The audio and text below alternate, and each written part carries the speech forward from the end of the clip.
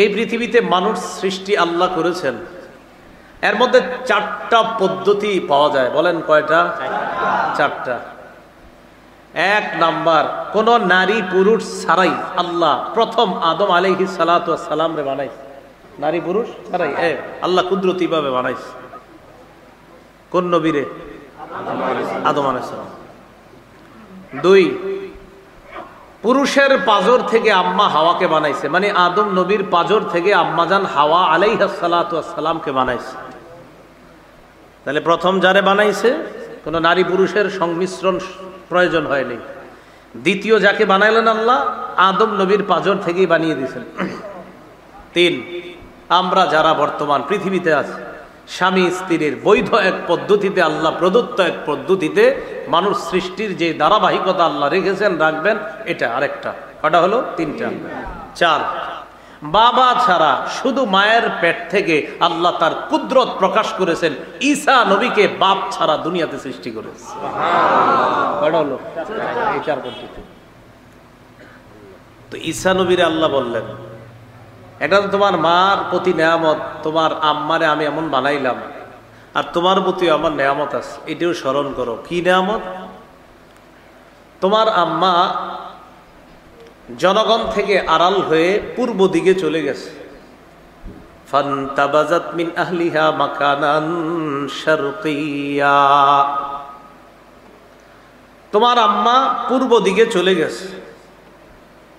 পূর্ব দিকে চলে যাওয়ার পর ফাত্তাখাযাত মিন দুনিহিম হিজাবা, মারিয়াম তার মাঝে আর জনগণের মাঝে একটা পর্দা দিলেন। মুফাসসিরিনে কেরাম বলেন, পর্দা দেওয়ার 2টি কারণ হতে পারে। 1, গোসল করার জন্য। 2, পর্দা দিয়েছেন তিনি মানুষ থেকে আলাদা হয়ে একা একই নির্জনে আল্লাহর ইবাদত করার জন্য।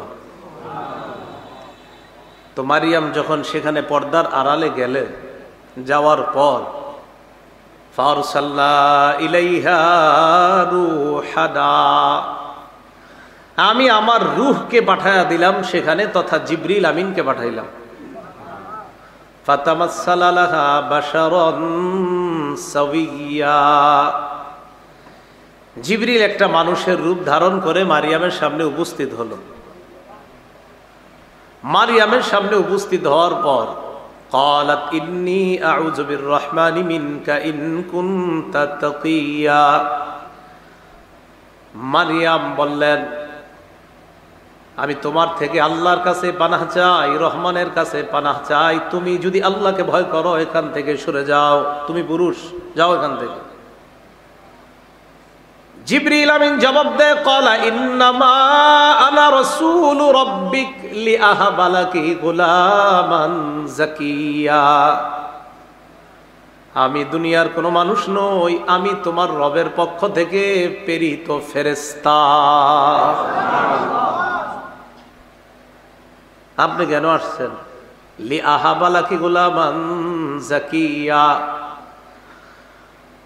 আল্লাহর পক্ষ থেকে তোমাকে একটা নেককার সন্তান দেওয়ার জন্য আসছে। সুবহানাল্লাহ। আরে আমার সন্তান হবে কিভাবে? আল্লাহ বলছে তোমার সন্তান হবে। মারিয়াম কয় মানে কি? ক্বালাত আন্না ইয়াকুনু লি গুলামু ওয়া লাম ইয়ামসাসনি বাশার ওয়া লাম আকু বাগিয়া, আন্না ইয়াকুনু লি গুলাম, মারিয়াম কয় আমার সন্তান হবে কিভাবে?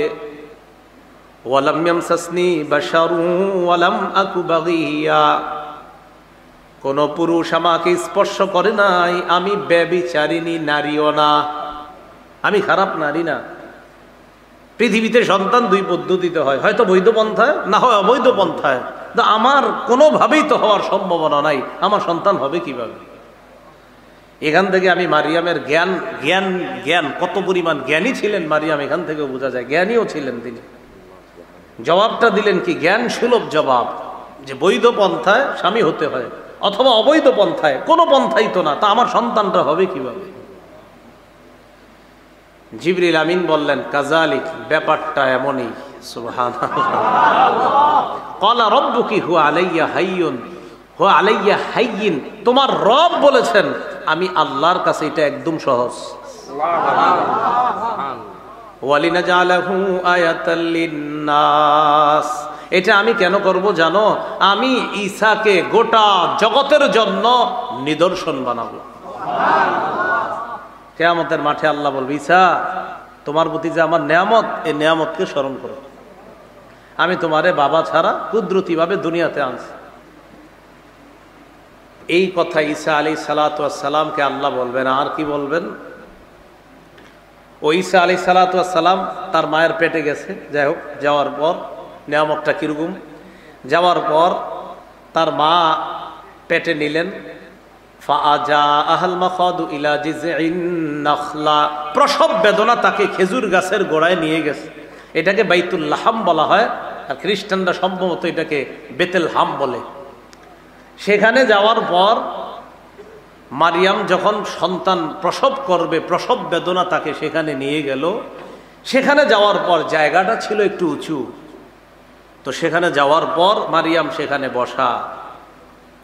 ক্বালাত ইয়া লাইতানি মিততু ক্বাবলা হাযা, মারিয়াম কয়, হায়, এই অবস্থার আগে যদি আমি মইরা যাইতাম। ওয়া কুনতু নাসিয়াম মানসিয়া, আমি যদি বিস্মৃত হয়ে যেতাম, আমি যদি এমন হয়ে যেতাম যাকে সবাই ভুলে যেত, আমি কিভাবে মুখ দেখাবো এই সন্তান হওয়ার পর? আমি যদি মইরা যেতাম ভালো হইতো, এরকম বলতেছে। ফানাদাহা মিন তাহতিহা আল্লা তাহজানি কদ জাআলা রাব্বুকি তাহতাকি সারিয়া, নিচ থেকে কে যেন ডাক দেয়া, মারিয়াম পেরেশান হইও না, চিন্তিত হইও না, এগুলো বইলো না, এইসব বলার কোনো দরকার নাই। তুমি নিচে তাকায় দেখো, আল্লাহ একটা উৎস তৈরি করে দিয়েছে। তাকায় দেখে পানির একটা উৎস তৈরি হয়ে গেছে। উপরে খেজুর গাছ, নিচে পানি। নাও খালি খেজুর খাইবা আর ওখান থেকে পানি খাইবা। এখান থেকে বোঝা যায় গর্ভবতী মা যারা, নারী যারা, তাদেরকে আপনারা তেঁতুল না খাওয়ায় খেজুর খাওয়াবেন না। হয় আল্লাহ কেন গর্ভবতীর জন্য খেজুর গাছ দিলেন? এই জন্য গর্ভবতী নারীকে খেজুর দিবেন, তো বোঝা যায় সন্তানের মেধা ভালো হবে, মেধা শার্প হবে। খায় শুধু তেঁতুল, মেধা হয় খারাপ। মাথা রাখবেন। তো মারিয়াম সেখানে বসা, বলে দিলেন, ওয়াহুজ্জি ইলাইকি বিজিদইন নাখলাতি তুসাকিত আলাইকি রুতবান জানিয়া, গাছে খেজুর থাক আর না থাক তোমার টেনশন করতে হবে না। তোমার যখন খিদা লাগবে শুধু নাড়া দিবা, তাজা খেজুর, তুসাকিত আলাইকি রুতবান জানিয়া, তাজা খেজুর তোমার সামনে এসে পড়বে। তোমার কাজ এখানে থাকে। সন্তান এসে গেছে। এখন সন্তান যখন আসছে, আসার আগে আল্লাহ বলে দিলেন আর কি কি করতে হবে। ফাকুলি ওয়াশরবি ওয়াকর্রি আইনা, খাও, পান করো, চোখ শীতল করো। ফাইম্মা তারাইন্না মিনাল বাশারি আহাদা, কোনো মানুষ যদি দেখো, এরা ঝামেলা করবে তোমার সন্তান বাচ্চারে দেখলে। ফাকুলি ইন্নী নাযারতু লির-রহমানি সাওমা, তুমি বলবা আমি রহমানের জন্য মানত করলাম। সৌমা মানে হলো কথাবার্তা কোনো মানুষের সাথে বলবো না, এই কথাবার্তা বলা থেকে আমি মানত করলাম। ওই যুগে কথাবার্তা না বলাটাকেও সৌম বলা হতো। ফালান উকাল্লিমাল ইয়াউমা ইনসিয়া, আমি কোনো মানুষের সাথে কথা বলতে পারবো না। তো এই কথা আল্লাহ বলে দিলেন, কোনো পুরুষ কোনো মানুষের সাথে দেখা হলে এটা বলবা। ফাতাত বিহি কওমাহা তাহমিলু, বাচ্চা কোলে নিয়ে এলাকায় আসছে।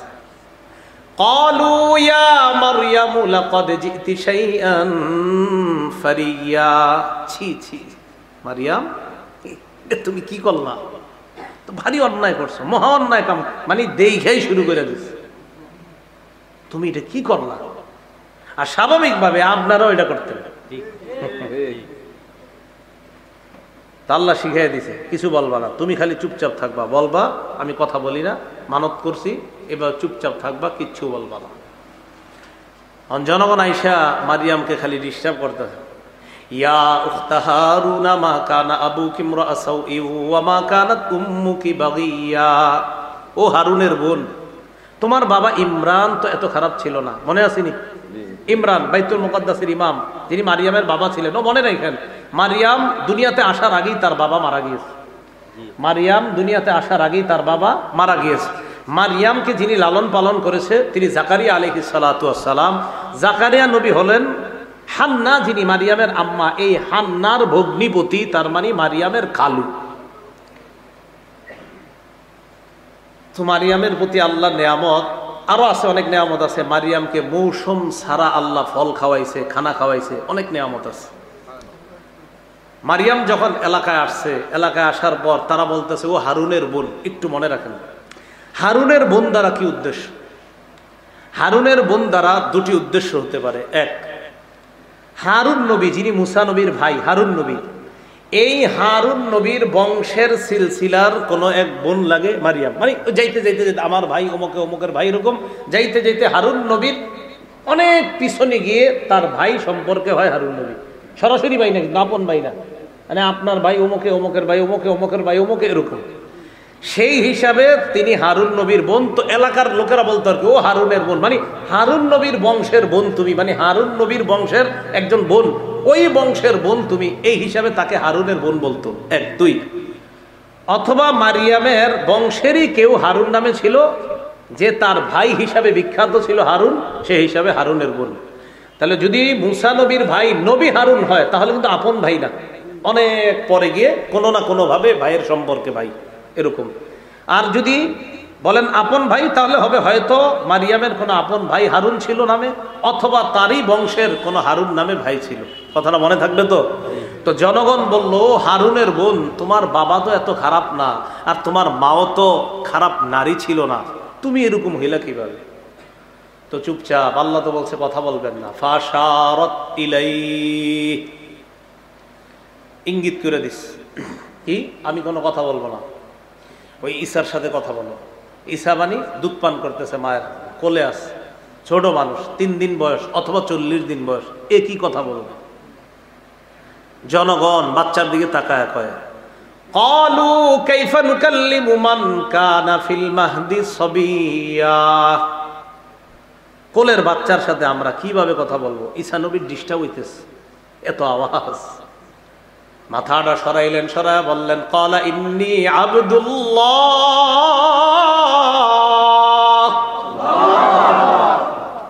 ঈসা নবী কয় আমি আল্লাহর বান্দা। সব আকুরে তাকায়, একটু মানুষ এখন কথা কয়, কয় শুধু বান্দা না, শোনো আরো আছে।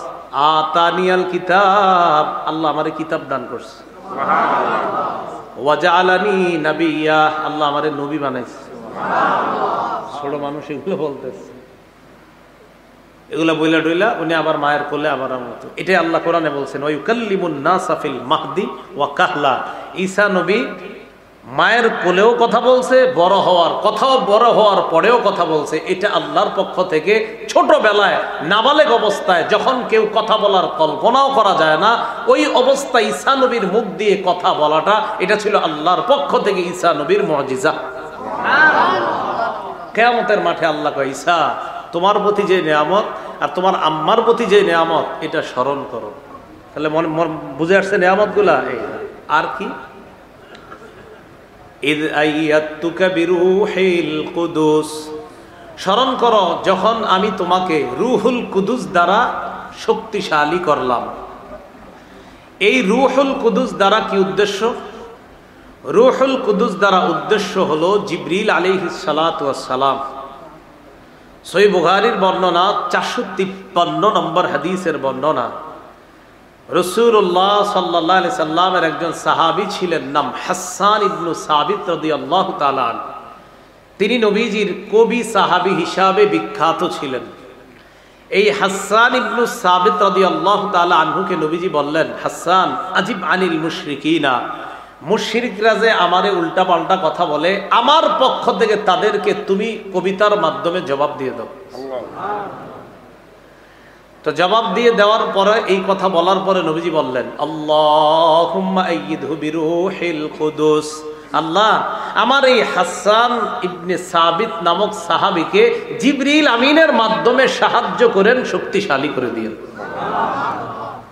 তাফসীর ইবনে কাসীরের মধ্যে আসছে আম্মাজান আয়েশা সিদ্দিকা রাদিয়াল্লাহু তাআলা আনহার বর্ণনা, হাসান ইবনে সাবিত রাদিয়াল্লাহু তাআলা আনহুর জন্য মসজিদে নববীর মধ্যে একটা মিম্বর বানানো হয়েছে। এই মিম্বরের মধ্যে যখন তিনি বসতেন, বসার পর নবীজি সাল্লাল্লাহু আলাইহি সাল্লাম বলতেন, আল্লাহুম্মা আইদহু বিরূহিল কুদুস কামা নাফাহা আন নবিয়িক।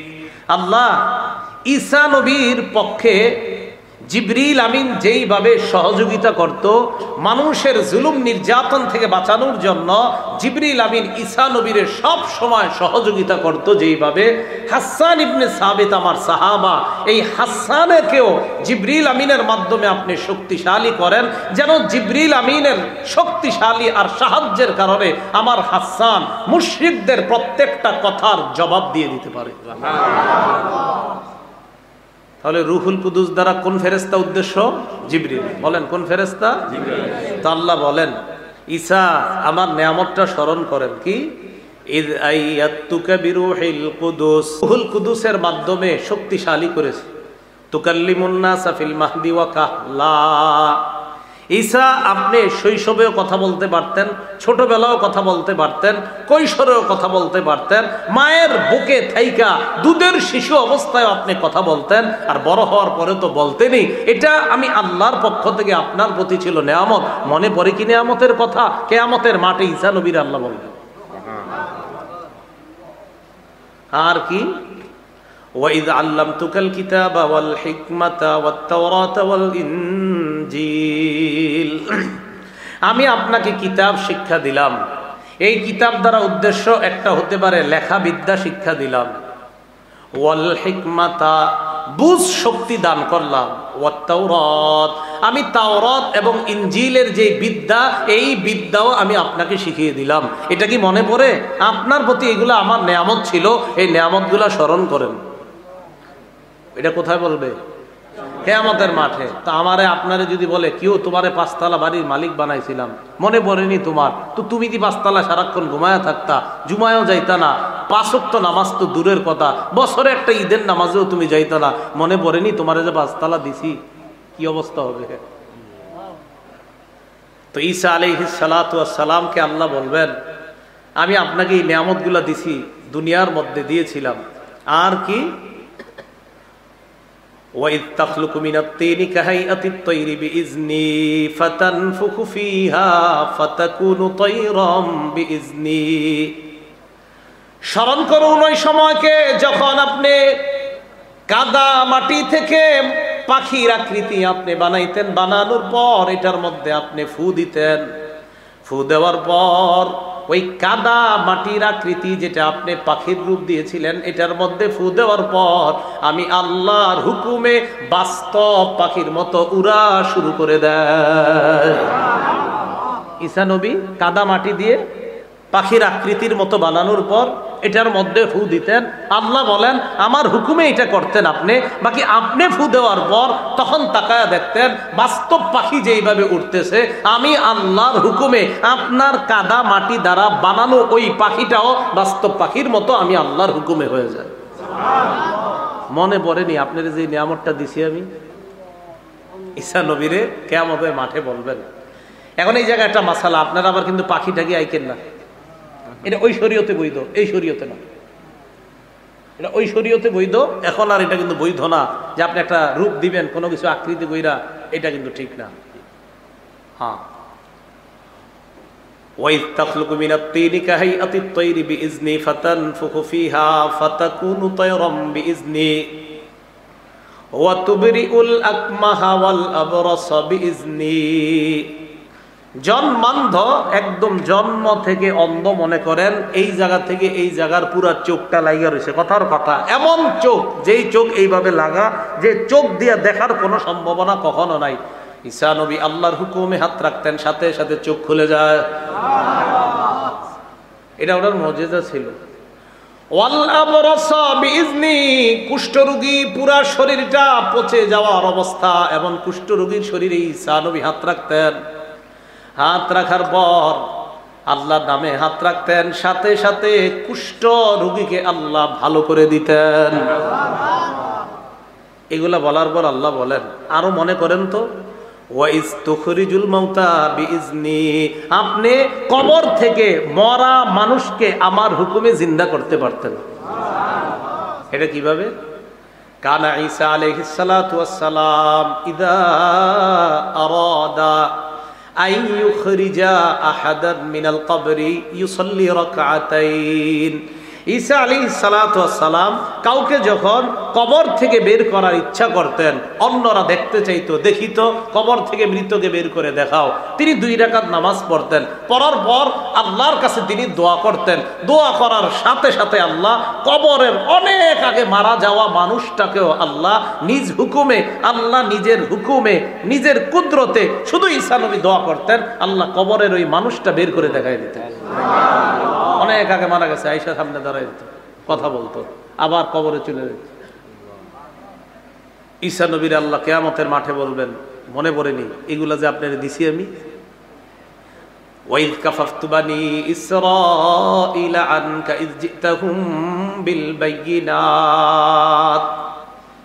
মূল যে কথাটা বলবো দেখেন, এই জায়গাটা আসতেছে। ওয়াইজ কাফাফতু বানি ইসরাঈলা আনকা ইয জিতাহুম বিল বাইয়িনাত,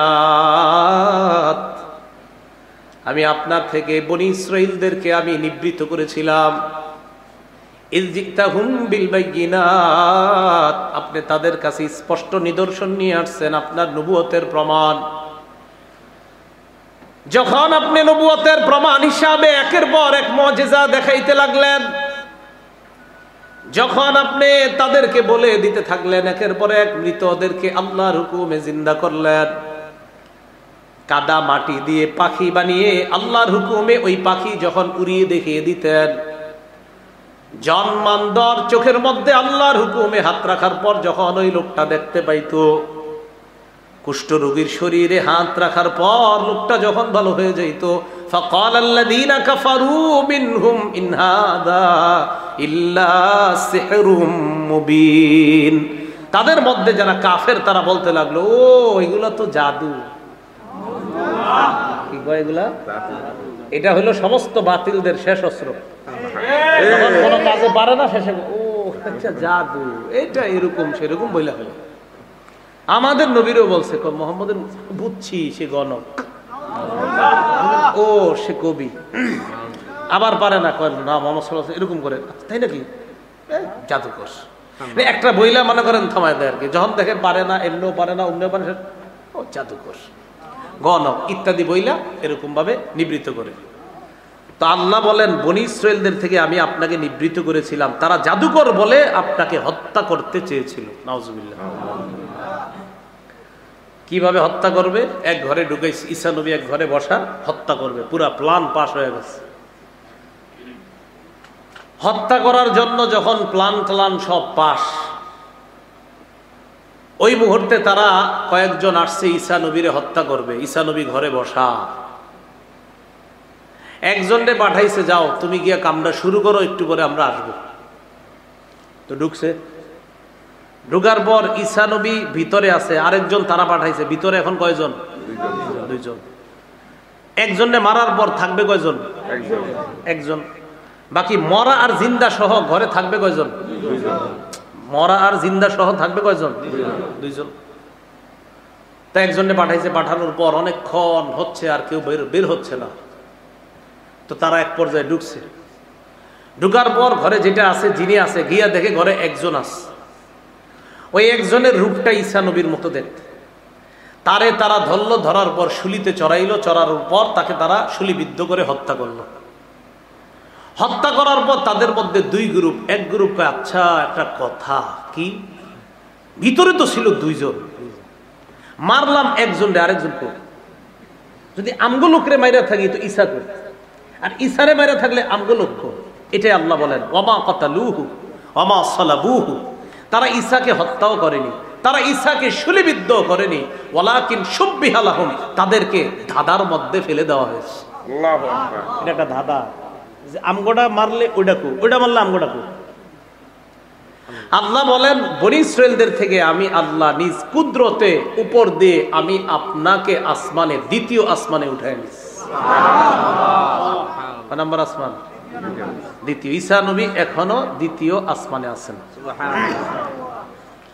ঈসা আলাইহিস সালাতু ওয়াস সালাম দুনিয়াতে আসবেন। কিয়ামতের আগে বড় বড় 10টা আলামত ঘটবে। এর মধ্যে ঈসা আলাইহিস সালাতু ওয়াস সালামের আগমন এই 10টার একটা। ঈসা নবীর আগে যিনি দুনিয়াতে আসবেন তিনি ইমাম মাহদি। বলেন কে? মাহদি। এখন কথা হলো মাহদি কে হবেন? মাহদি মনে করেন আপনাদের মুন্সিগঞ্জের কেউ হঠাৎ দাবি করলো আমি মাহদি। কিছুদিন আগে এক লোক বাংলা ভাষায় বলতেছে, কোন রমজানে জানি ওনারে স্বপ্নে দেখাইছে আল্লাহ নাকি বলছে ইন্না জাআলনাকা খলিফাতান ফিল আরদ, আমি আপনারে খেলাফত দিলাম, আপনি মাহদি, আল্লাহ বলছেন। আর ঈদের পরে তিনি স্বপ্নে দেখছে মুহাম্মদ সাল্লাল্লাহু আলাইহি সাল্লাম আয়েশা বলছে হ্যাঁ তুমি মাহদি। তো উনিও দাবি করে বলছে আমি মাহদি। কোন চিপা চুপা থেকে ইমাম মাহদি নিজেরে বলবেন আমি মাহদি, এটা মাথায় রাখবেন। মাহদি কে হবে এই ব্যাপারে হাদিসে আছে। আমার সাথে বাংলা বলেন, বলেন মাহদি তিনি হবেন, বলেন যার সাথে আমাদের নবীর বক্তব্য মিলে যাবে তিনি হবেন মাহদি। সোজা হিসাব। আর আপনি বলে ফেললেন আমি মাহদি, কিন্তু নবীর বক্তব্য মিলল না, তা আপনি মাহদি হইলেন কেমনে? মাহদি যিনি হবে, খুব মন দিয়ে শোনেন, মাহদি যিনি হবেন তিনি 7 বছর অথবা 9 বছর রাজত্ব করবেন। কয় বছর? 7 বছর অথবা 9 বছর রাজত্ব করবেন যিনি মাহদি হবেন। ইবনে মাজাহ হাদিসের কিতাব 4083 নম্বর হাদিসের বর্ণনা। عن أبي سعيد الخدري رضي الله تعالى عنه أن رسول الله صلى الله عليه وسلم قال আবু সাঈদ খুদরি রাদিয়াল্লাহু তাআলা আনহুর বর্ণনা, আল্লাহর নবী বলেন ইয়াকুনু ফি উম্মতি আল মাহদি, নবীজি বলেন আমার উম্মতের মধ্য থেকে মাহদির আত্মপ্রকাশ ঘটবে, আমার উম্মতের মধ্য থেকেই হবেন মাহদি। ইন কুসিরা ফাসাবউন ওয়া ইল্লা ফাতিসউন, মাহদি দুনিয়ার মধ্যে 7 বছর অথবা 9 বছর রাজত্ব করবে। ফাতানআমু ফীহি উম্মতি নি'মাতান লাম ইয়ানআমু মিসলাহা কত্তু, মাহদির সময়ে আমার উম্মত এত প্রাচুর্যের অধিকারী হবে, এত সম্পদের অধিকারী হবে, আমার উম্মত ইতিপূর্বে এত পরিমাণ সম্পদের মালিক কখনো হয় নাই, মাহদির সময়ে যত পরিমাণ সম্পদের মালিক হবে। তো নবীজিরা বলার পর বলেন কি হবে জানো? তুতি উকুলাহা, মাটি তার যত দামি দামি খনিজ পদার্থ আছে মাটি বের করে দিবে মানুষে, নাও নাও নাও এগুলো নিয়ে যাও। ওয়াল মালু ইয়াউমা ইযিন কুদুস, নবী বলেন তখন মাল হবে এত পরিমাণ জমা জমা হয়ে পড়ে থাকবে। ফায়াকুমুর রাজুলু ফায়াকুলু ইয়া মাহদি আ'তিনি, কোন ব্যক্তি দাঁড়াবে, দাঁড়ানোর পর ওই সম্পদের সামনে দাঁড়ায় বলবে ও মাহদি আমারে কিছু দেন। মাহদি বলবে খোঁজ, আপনার যা মন চায় যত পরিমাণ মন চায় নেন, নিতে থাকেন। তাহলে এই হাদিস থেকে বুঝলাম মাহদি যিনি হবেন তিনি 7 বছর বা 9 বছর রাজত্ব করবেন। তার সময়ে সারা পৃথিবীর মানুষ এত পরিমাণ প্রাচুর্যের অধিকারী হবে যে এত পরিমাণ সম্পদ ইতিপূর্বে এই উম্মত কখনো লাভ করে নাই। এ হলো একটা। দ্বিতীয়, মাহদি যিনি হবেন তাকান, তার কপালটা হবে চওড়া উজ্জ্বল, নাকটা হবে উঁচু। কপালটা হবে চওড়া উজ্জ্বল, নাকটা হবে উঁচু। আর মাহদি কি করবেন? পুরা পৃথিবীতে ইনসাফ এবং ন্যায় বিচারে ভরে দিবেন। আবু দাউদ শরীফের 4285 নম্বর হাদিসের বর্ণনা। عن أبي سعيد الخدري رضي الله تعالى عنه أن رسول الله صلى الله عليه وسلم قال, নবীজি বলেন আল মাহদিয়্যু মিন্নি, মাহদি আমার বংশ থেকে হবে।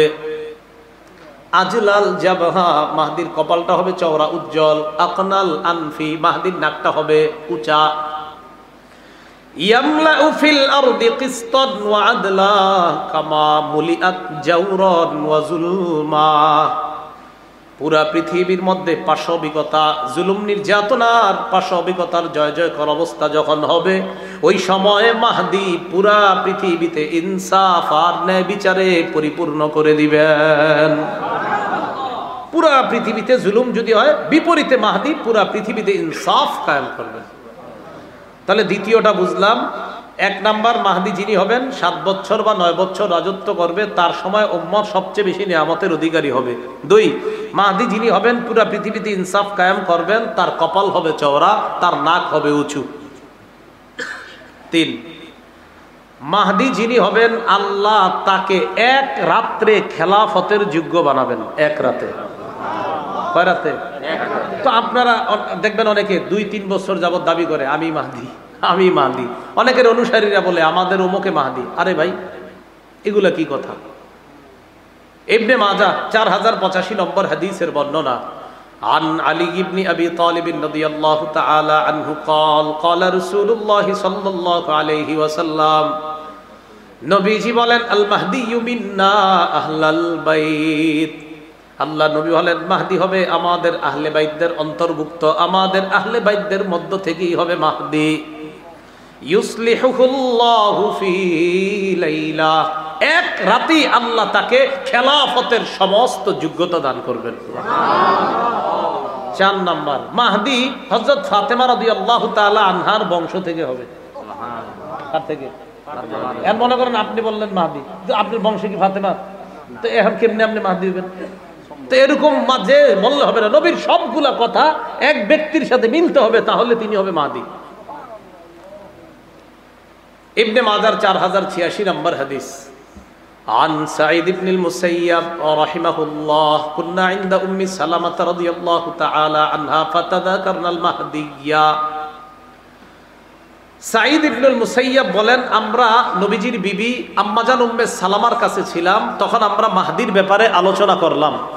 মাহদির ব্যাপারে আলোচনা করার পর আম্মাজান উম্মে সালামা বললেন, সামিআতু রাসূলুল্লাহি সাল্লাল্লাহু আলাইহি ওয়াসাল্লাম ইয়াকুল আল মাহদিয়্যু মিন ওয়ালাদি ফাতিমা। নবীজির বিবি বলেন আমি নবীকে বলতে শুনেছি মাহদি ফাতেমার বংশধর হবে। কার বংশধর? ফাতেমা নবীর বংশের, নবীজির বংশে ফাতেমা, ফাতেমার বংশ থেকে হাসান হবে, এই হাসান থেকে হবে মাহদি। সুবহানাল্লাহ। এইভাবে আর কি নবী বললেন যে ফাতেমার বংশধর, মানে নবীজির থেকে ফাতেমা, ফাতেমা থেকে হাসান, আর হাসানের বংশ থেকে হবে ইমাম মাহদি। হাসানের বংশ থেকে যা আসবে, দলিল আবু দাউদ শরীফের 4292 নম্বর হাদিস, 4292। এই হাদিসের মধ্যে আছে নাযরা আলী ইবনে আবি তালিব রাদিয়াল্লাহু তাআলা আন ইলা ইবনিহিল হাসান, হযরত আলী তার সন্তান হাসানের দিকে তাকাইলেন। হযরত আলী তার সন্তান হাসানের দিকে তাকাইলেন, তাকায় বললেন ইন্না ইবনি হাদা সাইয়্যিদুন, আমার এই সন্তান হাসান সে জান্নাতের যুবকদের সর্দার হবে। কামা সাম্মাহুন নবী সাল্লাল্লাহু আলাইহি ওয়াসাল্লাম, যেমনটি নবীজি বলেছেন যে হাসান হবে জান্নাতের যুবকদের সর্দার। আর কি ওয়াসায়াখরুজু মিন সুলবিহি রাজুলুন ইউসাম্মা বিইসমি নবিয়িকুম মুহাম্মদ সাল্লাল্লাহু আলাইহি ওয়াসাল্লাম, তার বংশ থেকে একজন লোক বের হবে, যেই লোকটার নাম রাখা হবে তোমাদের নবীর নামে। সুবহানাল্লাহ। তাহলে মাহদির নাম নবীর নামে হবে। বলেন মাহদির নাম কার নামে হবে? নবীর নামে হবে। ইউশবিহু ফি খুলকিহি, মাহদির চরিত্রটা মুহাম্মদ সাল্লাল্লাহু আলাইহি সাল্লামের চরিত্রের মতো হবে। তাহলে একটুগুলো পেয়ে গেলাম। আর কি? আবু দাউদ শরীফের 4282 নম্বর হাদিসে রাসূল বলেন ইউওয়াতিউ ইসমুহু ইসমি ওয়া ইসমু আবিহি ইসমু আবি, মাহদির নাম হবে আমার নামে, মাহদির আব্বার নাম হবে আমার আব্বার নামে। সুবহানাল্লাহ। নবীজির আব্বার নাম কি? আব্দুল্লাহ। মাহদির আব্বার নাম হবে আব্দুল্লাহ। এখন মনে করেন আমার আব্বার নাম হাবিব, আর আমি যদি কই মাহদি, হইল না তো? এটা কিভাবে হইল? তাহলে মাহদি যিনি হবেন তার আব্বার নাম হবে আব্দুল্লাহ, মাহদি যিনি হবেন তার নাম হবে মুহাম্মদ, মাহদি যিনি হবেন তার কপাল হবে চওড়া, মাহদি যিনি হবেন তার নাকটা হবে উঁচু, মাহদি যিনি হবেন তাকে 1 রাতে আল্লাহ খেলাফতের যোগ্য বানাবেন, মাহদি যিনি হবেন তিনি হযরত হাসানের বংশের হবেন, হযরত ফাতেমার বংশ হবেন, মুহাম্মদ সাল্লাল্লাহু আলাইহি সাল্লামের বংশের হবেন। মাহদির ব্যাপারে মোটামুটি ধারণাগুলো আমাদের মনে থাকবে না ইনশাআল্লাহ। তিনি পৃথিবীতে আসার পর চলতে থাকবে এভাবে। একদিন ফজরের নামাজের সময় ঈসা আলাইহিস সালাতু ওয়াস সালাম আয়েশা মসজিদে উপস্থিত হবেন। তো ঈসা নবীর আল্লাহ কোন জায়গায় রাখছে এখন? এই সেখান থেকে ঈসা নবীর আবার পাঠাবেন। এখন আসেন আবার কিয়ামতের মাঠে যাই, ঈসা নবীর কইসা মনে পড়েনি আপনার এই নিয়ামতগুলা দিছি, এক পর্যায়ে আপনার আমি আসমানে উঠায় নিছি, বেঈমানদের থেকে, বনি ইসরাইলদের থেকে আমি আপনাকে সেভ করে নিজ দায়িত্বে আমি আল্লাহ আপনাকে দ্বিতীয় আসমানে উঠায় নিছি। এগুলা বলার পর আল্লাহ কয় আর স্মরণ করেন, وَإِذْ أَوْحَيْتُ إِلَى الْحَوَارِيِّينَ أَنْ آمِنُوا بِي وَبِرَسُولِي, হাওয়ারিনদেরকে আমি আল্লাহ, হাওয়ারিনদের প্রতি আমি আল্লাহ উৎসাহ প্রদান করলাম, আমি তাদেরকে বুঝিয়ে দিলাম, আমি তাদের প্রতি এই মর্মে আমি তাদেরকে উৎসাহিত করলাম, তোমরা আমার উপর ঈমান আনো, আমার রাসূল ঈসার উপর তোমরা ঈমান আনো। 12 জন ধোপা ঈসা নবীর উপর ঈমান আনে। কয়জন ধোপা? কাপড় দিত, তাফসীরের মধ্যে আছে কাপড় দিত, এরকম 12 জন লেখছে আর কি। হাওয়ারিয়ুন, এটা হাওয়ারি শব্দের বহু বচন। হাওয়ার শব্দের অর্থ হলো দেয়ালে সাদা চুনা দেয় না, দেয়ালে সাদা চুনা দেয়, এই সাদা চুনার মতো যে সাদা, এটাকে বলা হয় হাওয়ার। কথা হলো হাওয়ারিয়ুন ঈসা নবীর অনুসারীদেরকে কেন বলা হয়? মুফাসসিরিনে কেরাম লেখেন, দেয়ালে সাদা চুনা দিলে যেমন দবদবে সাদা হয়, ওই ঈসা নবীর 12 জন অনুসারী দবদবে সাদা পোশাক সবসময় পরিধান করত, এই জন্য তাদেরকে হাওয়ারি বলা হয়। এই হাওয়ারিরা ঈসা আলাইহিস সালাতু ওয়াস সালামের উপর ঈমান আনলেন। ক্বালু আমান্না, তারা বললেন আমরা ঈমান আনলাম। ওয়াশহাদ বিআন্নানা মুসলিমুন, ঈসা নবীকে বললেন আপনি সাক্ষী থাকেন আমরা মুসলমান। এই কথা বলার পর আল্লাহ পাক রব্বুল আলামিন বলেন, আশ্চর্য ঘোষণার কথা বলেন।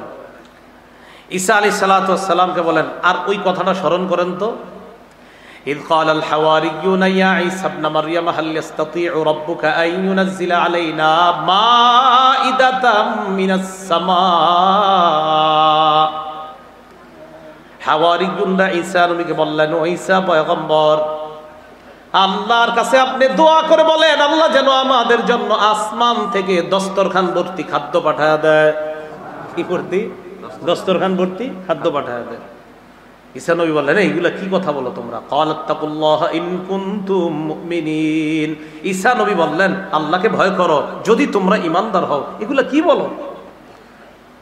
ক্বালু নুরিদু আন নাকুলা মিনহা ওয়া তাতমাইন্না কুলুবুনা, তারা বললেন নুরিদু আন নাকুলা মিনহা, আমাদের ইচ্ছা আমরা একটু খামু খান থেকে। ওয়া তাতমাইন্না কুলুবুনা, আমাদের অন্তরটা যেন আশ্বস্ত হয়, আমাদের অন্তরটা যেন ইতমিনান হয়। মানে তারা বিশ্বাসী কিন্তু ইতমিনানে কল এটা হতে পারে। ইব্রাহিম নবী আল্লাহরে বলছে আরিনি কাইফা তুহিল মাউতা, আল্লাহ আমারে আপনি দেখান কিভাবে আপনি মরারে জিন্দা করেন। আল্লাহ কয় আওয়ালাম তুমিন, ও ইব্রাহিম আপনি কি বিশ্বাস করেন না? ইব্রাহিম নবী কয় বালা, আল্লাহ বিশ্বাস তো অবশ্যই করি, ওয়ালাকিন লিয়াতমাইন্না কলবি, তবে অন্তরের প্রশান্তির জন্য একটু দেখতে মন চায়। তো হাওয়ারিয়ুনরা বলে একটু অন্তরে প্রশান্তি পাবো এই জন্য একটু দেখবো। হাওয়ারি এর বহু বচন হাওয়ারিয়ুন। আমাদের নবীজির একজন বিখ্যাত সাহাবীকেও বলা হয় হাওয়ারি। আমাদের নবীজির একজন বিখ্যাত সাহাবীকে কি বলা হয়? হাওয়ারি। মনে রাখবেন সাহাবীর নাম যদি পারেন। সহিহ বুখারীর 2846 নম্বর হাদিস, সাহাবীর নাম জুবাইর রাদিয়াল্লাহু তাআলা। বলেন কি নাম? জুবাইর রাদিয়াল্লাহু তাআলা আন। সহিহ বুখারীর 2846 নম্বর হাদিসের বর্ণনা, খন্দকের যুদ্ধ, মানে গর্ত খনন করছে, ওই পাশে কাফেররা, এই পাশে মুসলমানরা। নবীজি একদিন বললেন কে পারবে আমাকে তাদের সংবাদ এনে দিতে, কে পারবে আমাকে ওই কাফেরদের আবু সুফিয়ান আর তাদের অনুসারী যারা তাদের সংবাদ এনে দিতে। ফাকাল জুবাইর আনা ইয়া রাসূলুল্লাহ, হুজুর আমি পারবো। নবীজি আবার বললেন কে পারবে তাদের সংবাদ এনে দিতে? জুবাইর বললেন আনা ইয়া রাসূলুল্লাহ, হুজুর আমি পারবো। নবীজি বললেন ইন্না লিকুল্লি নাবিয়্যিন হাওয়ারিয়্যা, প্রত্যেক নবীর একজন বিশেষ সহচর থাকে। ওয়া হাওয়ারিয়্যি জুবাইর, আমার বিশেষ সহচর হলো আমার জুবাইর। প্রত্যেক নবীর একজন বিশেষ সহচর থাকে, আমার বিশেষ সহচর হলো আমার সাহাবী জুবাইর রাদিয়াল্লাহু তাআলা। তাহলে বলেন তো আমাদের নবীজির একজন সাহাবীকে হাওয়ারি বলা হয়, তার নাম কি? মনে থাকবে না নামটা ইনশাআল্লাহ? আচ্ছা, তো হাওয়ারিয়্যিন ঈসা নবীর সাথীরা ঈসা নবীরে বললেন আল্লাহরে বলেন দস্তরখান ভর্তি খাদ্য পাঠাইতে। কেন? কয় খামু আর অন্তরে একটু প্রশান্তি আসবে। হা হা ঠিক আছে।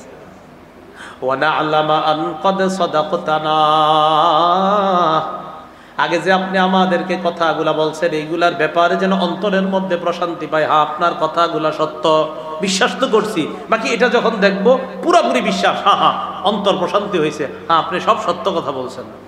ওয়ানাকুনা আলাইহা মিনাশ শাহিদিন, আর এই ব্যাপারে আমরাই সাক্ষী হব।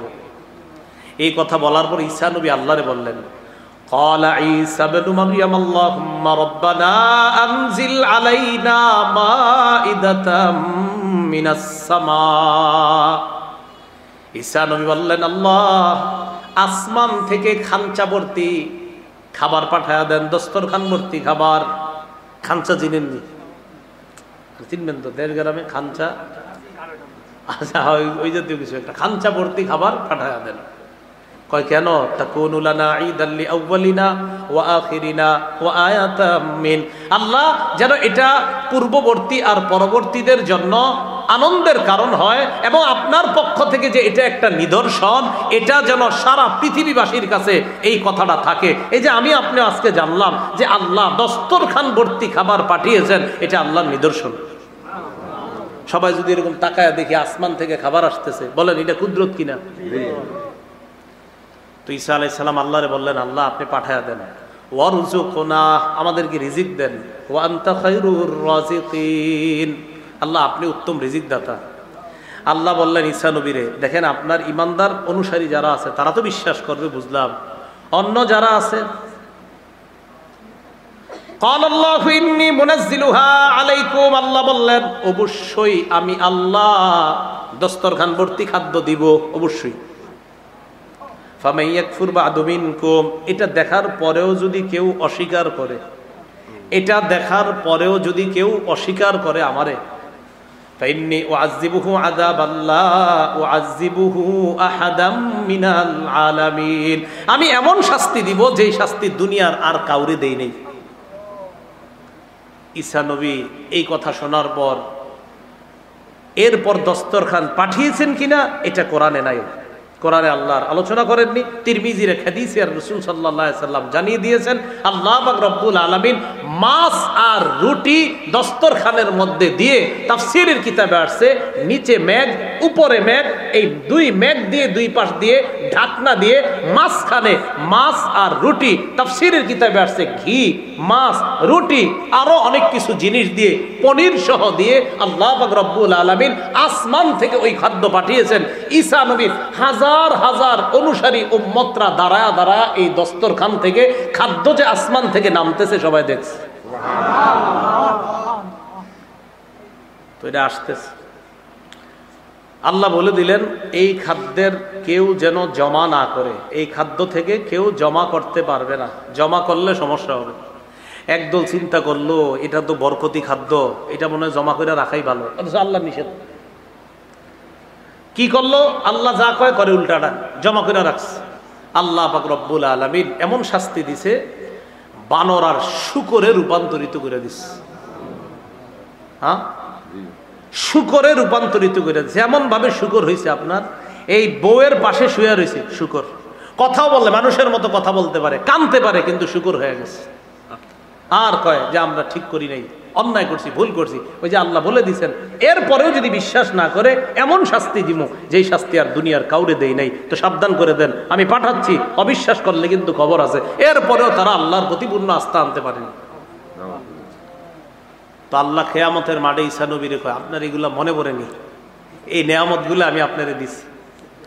মানে ঈসা নবীর তো সব মনে আছে। তা আল্লাহ বলেন আপনার আমি এই নেয়ামত গুলা দিছি। এইগুলা বলার পর বলবে ঈসা আমি আপনার এতক্ষণ যেটা বললাম এখন আপনাকে যে কথাটা বলি শোনেন।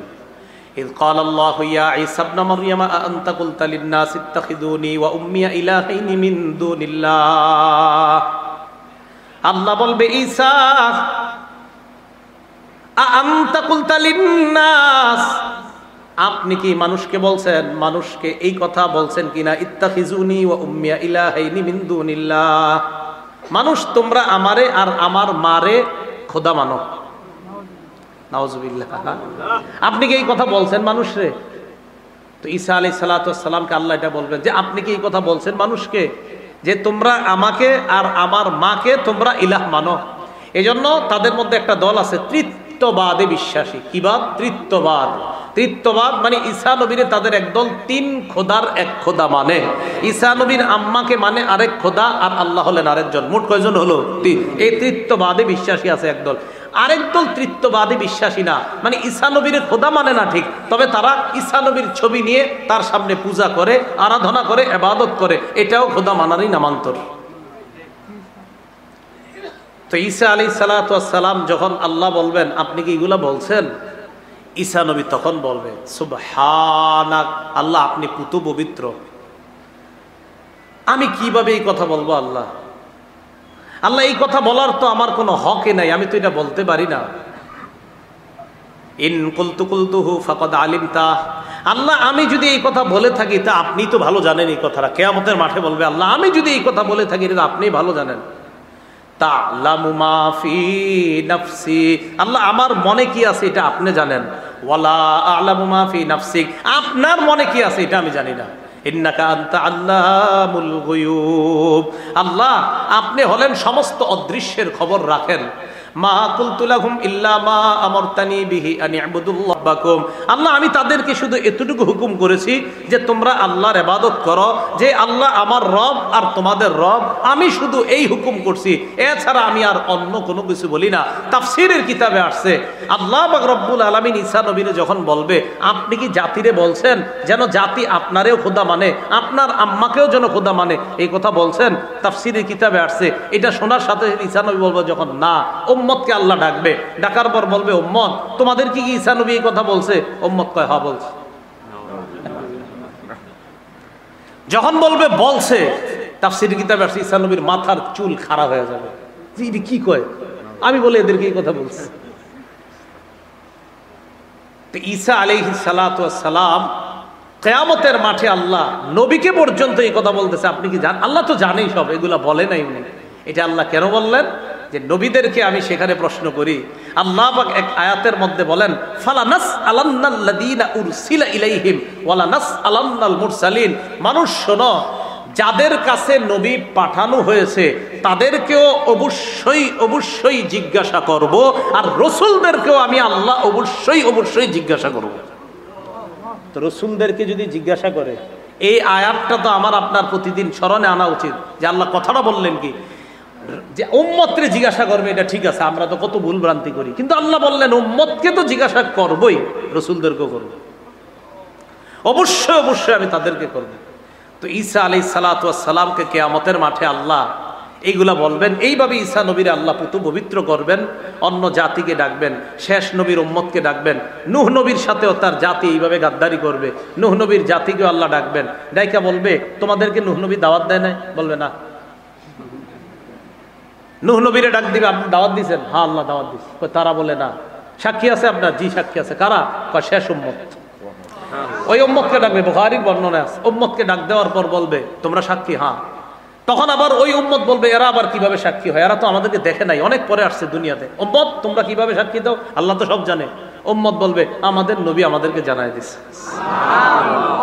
এইভাবে কিয়ামতের ময়দানে আল্লাহ নবীদেরকে জিজ্ঞাসাবাদ, দেখেন ইয়াউমা ইয়াজমাউল্লাহুর রুসুল, রসুলদেরকে আল্লাহ জমা করবেন। স্পেশালি ঈসা নবীর কথা কেন বললেন? কারণ ওই জায়গায় ঈসা নবীর উম্মত সম্পর্কে আল্লাহ আগে আলোচনা করেছেন।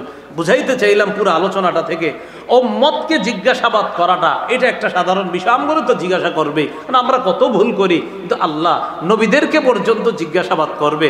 তাহলে ভাই জিজ্ঞাসাবাদের যে ব্যাপারটা, এটা আমার আপনার প্রতিদিন স্মরণে আনা উচিত, যে আমার আপনার উপর আল্লাহ কত নেয়ামত দান করেছেন, এই নেয়ামতের ব্যাপারেও কিন্তু আল্লাহ প্রশ্ন করবেন। তাহলে আসেন, ঈসা নবীরে বললেন আপনার প্রতি নেয়ামত, আপনার মায়ের প্রতি নেয়ামত একটু স্মরণ করেন।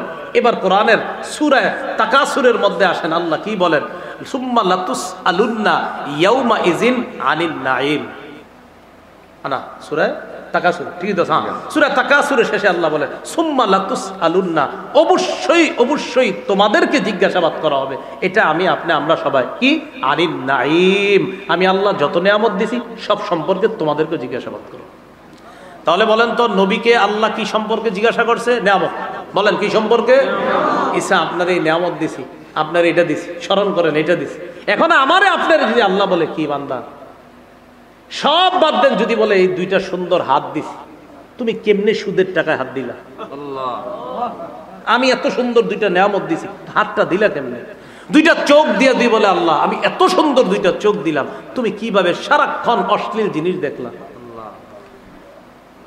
আল্লাহ পাক রব্বুল আলামিন আমাদের সকলকে জিজ্ঞাসাবাদের জন্য প্রস্তুতি নিয়ে যেন আমরা দুনিয়া থেকে যেতে পারি, আল্লাহ তৌফিক দান করেন।